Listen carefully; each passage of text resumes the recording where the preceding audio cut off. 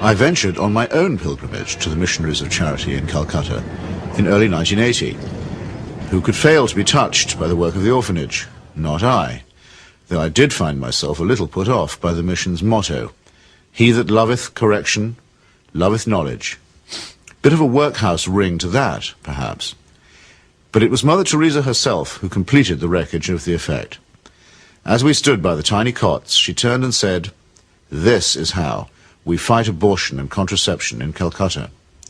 Now, it might be argued that a campaign against family planning is low on the list of Calcutta's many pressing needs. But as a leading member of the Pope's fundamentalist tendency on matters of sex and procreation, Mother Teresa has made this single issue into her global crusade. The greatest destroyer of peace today is the cry of the innocent, unborn child. If a mother can murder her own child in her own womb, what is left for you and for me to kill each other? Tenderness about the unborn is an emotion that I share myself. But tenderness about the unborn also becomes an overtly political matter when it's preached by a presumable virgin who also campaigns against birth control.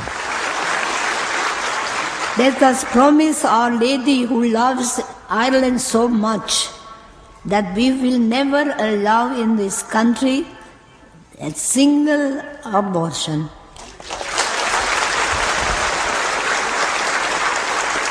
And no contraceptives. Mother Teresa has no politics, so she maintains, and so many people believe.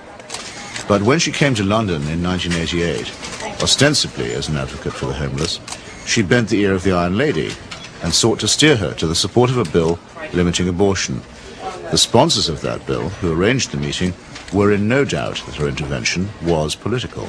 She's not a party political figure, but she's a political figure in the sense that, A, she is part of what may be called the Catholic agenda, the broader Christian right agenda, and the Catholic Church has been following what has generally been considered a hard-line approach under the present Pope.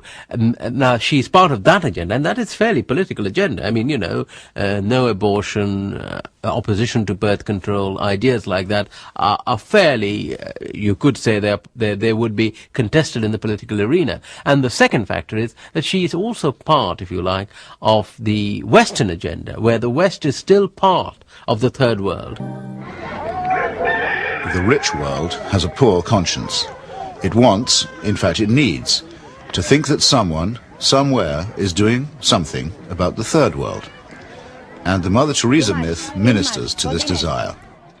Here is a Western woman who has forsaken her life, albeit whatever life she might have had in Albania, for sacrifice herself for the people of the third world. It makes the West feel better, This is one of us again, once again rescuing the third world. Raising the roof. Yes, raising the roof. He's got his rations. Yes, he's got it, he's cleaning it. And then pecho shop. In the subliminal appeal that she generates, there is something of the mission to the heathen, something of the old colonial outpost, and something of Florence Nightingale. While in the silent and abject demeanour of her patients, there is something of the deserving poor. The great white hope in this iconography takes on the big black hole. And the rewards are by no means all in heaven.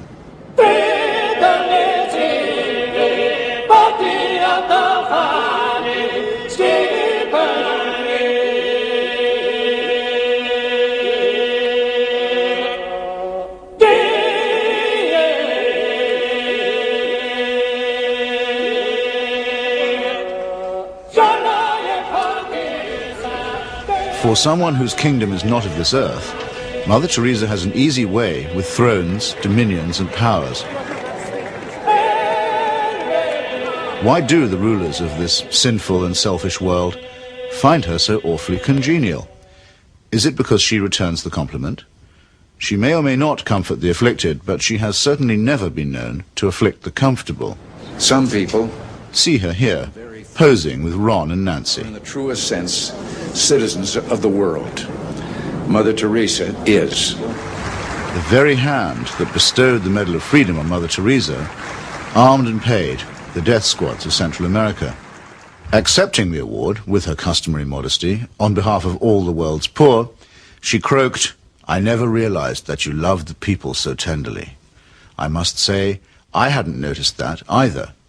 Reagan's proxies murdered, among many others, 4 American nuns and the Catholic Archbishop of San Salvador at the very moment that he was celebrating Mass. But, visiting the slaughterhouse states of the region during that period, Mother Teresa found nothing untoward. Everything was peaceful in the parts of the country we visited, she claimed, after touring the killing fields of Guatemala, adding for good measure, "I do not get involved in that sort of politics."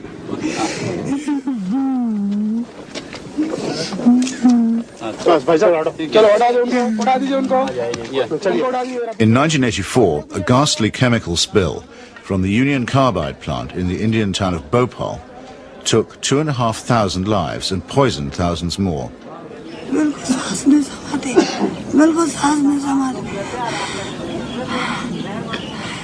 This was an act not of God, but of a negligent multinational corporation.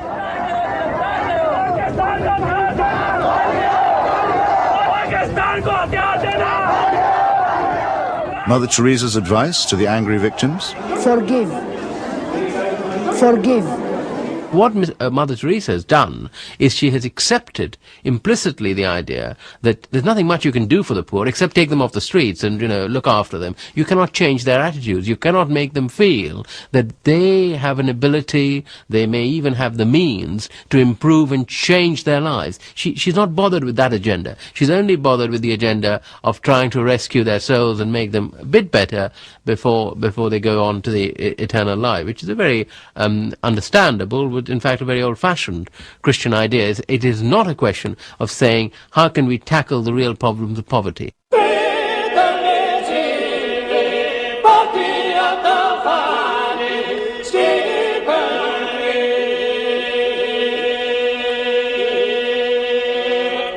Like most people who claim to be apolitical, Mother Teresa is in practice and in theory an ally of the status quo, and when the status quo is threatened, a trusted ally of the conservative forces.